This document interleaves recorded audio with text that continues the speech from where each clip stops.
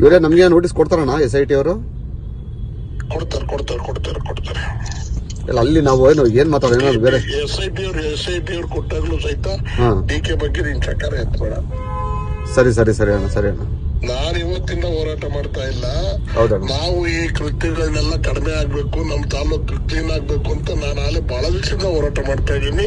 ನನ್ನ ವಿಡಿಯೋ ಬಿಟ್ಟಿರೋದು ಇವತ್ತೇನ್ ಬಿಟ್ಟಿದ್ದೀನಿ, ನಾನು ಫೇಸ್ಬುಕ್ ಅಲ್ಲಿ ಎಲ್ಲ ನಾನು ಹೋರಾಟ ಮಾಡಿದ್ದೀನಿ, ಕೋರ್ಟ್ ಅಲ್ಲೂ ಹೋರಾಟ ಮಾಡಿದ್ದೀನಿ ಅವ್ರ ವಿರುದ್ಧವಾಗಿ. ಈಗ ಬಿಟ್ಟು ಚರ್ಚೆನೇ ಇಲ್ಲ ಅಂತ ಹೇಳಿ. ಸರಿ ಆಯ್ತಣ್ಣ.